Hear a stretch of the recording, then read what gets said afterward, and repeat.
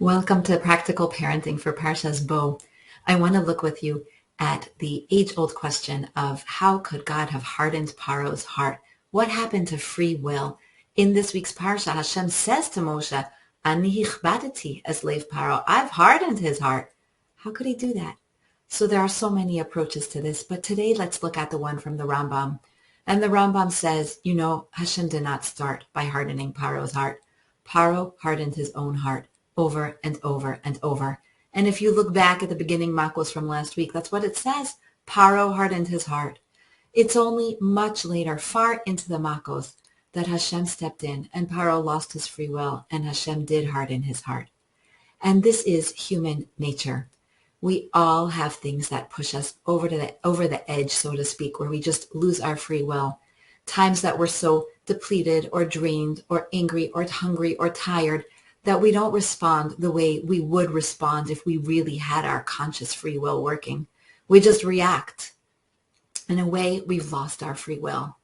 Now, as adults, we're supposed to monitor ourselves, and we're supposed to make sure that as much as possible we take care of ourselves and we give ourselves rest and food and support and what we need so that we can be working within a framework of an ability to make good choices and not just reacting and responding without free will.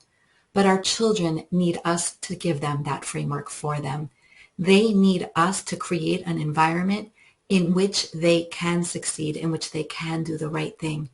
And that means we need to be the ones giving them the structure, the routine, the healthy foods, the good bedtimes, everything they need to do well, because they're too young and immature to do it on their own, to push through times that are depleting, that are hard, and for us to expect them to behave.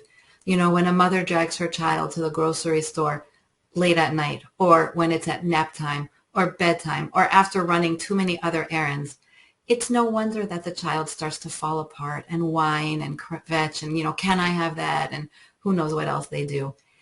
They're in a framework that they can't succeed. We can't ask that of them. We need to give them the framework they can do well in when they're young. And then over and over, by succeeding in those frameworks, by doing well, they buy time, they gain the time to mature, to be able to even do well outside of those frameworks. One of my children needed a completely firm, solid framework for him to succeed in. And whatever he needed, we gave. Early bedtimes, we didn't travel. Even holidays and weekends, bedtime, because this child needed it to succeed. And I remember wondering, what's going to be with him? He can only do well when I control every aspect of his environment so that he's successful. How can he possibly do okay in life? This isn't the way the world's going to be for him. And it felt like it was happening for years and years, and it probably was years and years. But you know what? That was the framework he needed to succeed in, to grow, to gain maturity. And he did grow past that. He did get to grow to become a person who can mature outside of that framework and outside of the structure that I provide. But that's what our children need from us when they're little. They need us to give them the framework they can succeed in. They need us to give them the routine, the healthy habits, the calmness, the quiet, because that's how they're going to succeed.